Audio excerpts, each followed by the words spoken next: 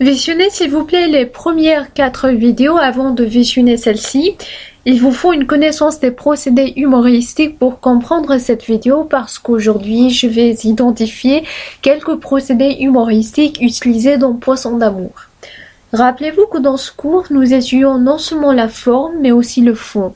C'est-à-dire, nous apprenons à identifier des expressions, des procédés humoristiques et nous apprenons à identifier la fonction de ces procédés qui sont employés dans les textes du cours. Quand vous lisez vos textes, demandez-vous quel message veut l'auteur transmettre par l'emploi de tel et tel procédé humoristique. Souvent, les expressions des procédés humoristiques ont trait au thème de l'ouvrage. Voici les thèmes principaux de Poisson d'amour. L'amour, effectivement, entre Béatrice et Philippe. La manipulation, Béatrice manipule Philippe, mais il y a aussi un autre personnage qui est manipulateur, lui aussi. L'identité qui est liée au thème du voyage. On parle ici du voyage réel où Philippe et Béatrice vont en Amérique du Sud, mais il y a un second type du voyage, le voyage symbolique. Enfin, on a le thème du passage du temps. Faites attention à l'épisode où Philippe rend visite à son grand-père et aux interactions entre Béatrice et entre ses aïeuls. Alors dans quelques minutes, je vais vous présenter des citations tirées de Poisson d'amour. Ensuite, je vais identifier les procédés humoristiques employés dans ces citations et ce sera à vous de faire une analyse thématique, c'est-à-dire faire une analyse des thèmes de ces citations-là. Un procédé qu'on va voir à plusieurs reprises, c'est le comique de situation. Dans la deuxième vidéo, j'ai dit que le comique de situation a 3 procédés qui sont le quiproquo, la répétition et l'inversion. J'aimerais ajouter que le comique de situation renvoie aux toutes conséquences inattendues qui rendent une situation incongrue, au bizarre et puis drôle. Donc une situation peut être drôle même si elle n'a pas d'éléments de répétition, de l'inversion, de quiproquo. Ceci dit, passons maintenant à cette citation qui est tirée du premier chapitre de Poisson d'amour. Ici, Béatrice et Philippe sont dans la salle de vente aux enchères et je cite « Un sentiment d'urgence me clut sur ma chaise. 14 000 !» Mes paroles ont claqué. La fille rouvre les yeux et me sourit, hoche brusquement la tête. 500 lance le crieur qui se tourne vers moi. Les yeux bleus sont dans les miens. 15 000 Les plots du plafond m'éblouissent. Je n'ose pas cligner les yeux. Je dis 16 000 Elle abaisse les paupières, lentement. C'est comme si elle me disait oui. Son visage m'hypnotise. Je pense pas à ce que je suis en train de faire. Seul compte ce visage que je fais bouger à chaque enchère qui me répond. Vérifions quel procédé humoristique s'utilise ici. La situation dans laquelle se trouve Philippe nous fait rire. Comment? Alors, Philippe a le béguin, ça veut dire crush. Philippe a le béguin pour Béatrice. Il essaie d'attirer l'attention de cette jolie blonde en faisant des offres pour la chaise porteur.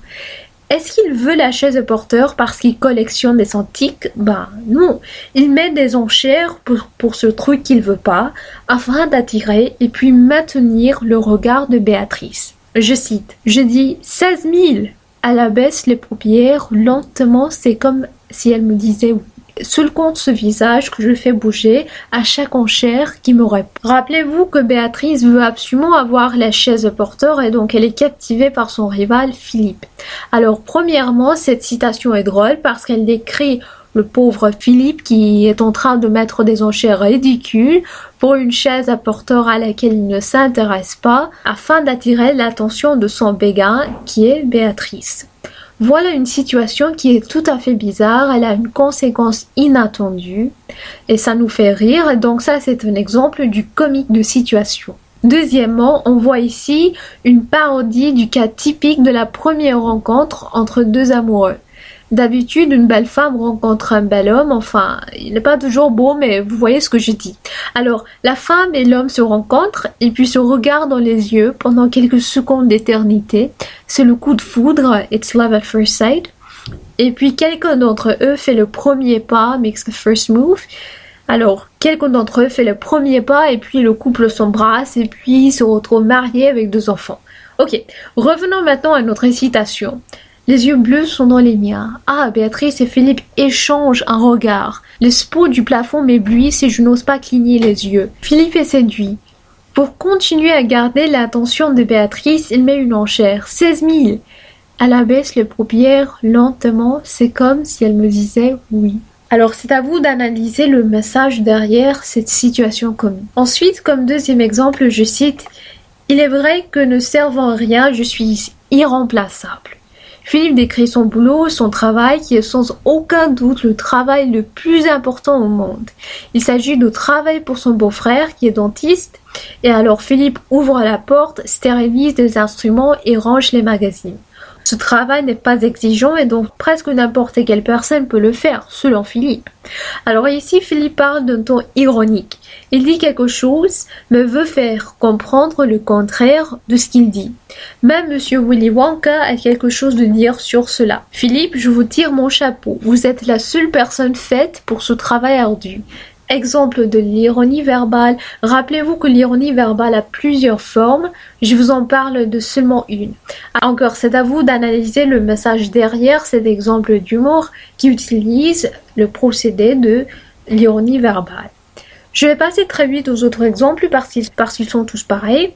Alors ici, Philippe veut rencontrer la femme mystérieuse qu'il avait vue dans la salle de vente aux enchères. Il sait où elle habite, mais le seul problème, c'est qu'il ne sait pas comment elle s'appelle. Voilà une situation bizarre, incongrue, pas tout à fait normale, absurde. Et donc, ça, c'est un exemple du comique de situation. Dans la vie réelle, si on veut sortir avec quelqu'un, on s'assure d'apprendre le nom de son béguin avant de venir là où le chercher chez ses parents. De même, quand Astrid, l'arrière-grand-mère de Béatrice, rencontre Philippe, elle lui demande s'il vient de sortir de prison, s'il est en fuite, s'il est un gangster. Ce sont des questions bizarres. Effectivement, Philippe n'a pas l'air d'un vilain. Et donc, ces questions bizarres créent une situation bizarre à laquelle on s'attend pas. Encore le décalage. Voilà pourquoi cette citation est un exemple d'une expression du comique de situation et même de l'humour absurde. Un autre exemple du comique de situation, le voilà. Béatrice sort pour la première fois avec Philippe. D'habitude, on s'attend à ce que la femme soit douce et gentille lors d'une rencontre romantique. Mais ici, voilà une situation inattendue où Béatrice parle d'une façon brusque en disant « Donnez-moi de ce qu'il y a de moins cher » et en refoulant l'invitation de Philippe de sortir une autre fois avec lui. C'est ça. Après, on se retrouve mariés, 2 enfants. Et alors cette idylle, c'est-à-dire the love story, l'idylle continue et vient leur de partager leur histoire personnelle et Philippe avoue que ses parents sont morts. Et que dit Béatrice? C'est chouette.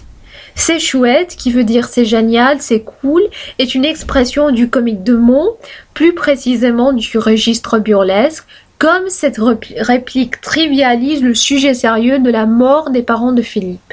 On peut dire aussi que la citation que je viens de vous montrer est un exemple de l'expression du comique de situation, comme c'est une situation bizarre, inattendue, incongrue, où Béatrice ne joue pas le rôle typique de la petite amie. Grosso modo, on voit que Van Cauwelaert utilise le comique de situation beaucoup dans Poisson d'amour. Faites attention au titre du roman. Si vous voulez que je clarifie quelque chose sur les exemples que je viens de vous présenter, ou si vous voulez que je parle moins vite, laissez un commentaire s'il vous plaît. Encore, rappelez-vous qu'il est aussi nécessaire de trouver la fonction didactique des procédés humoristiques. Dans la prochaine vidéo, je vais vous présenter d'autres exemples des procédés humoristiques utilisés dans Poisson d'amour.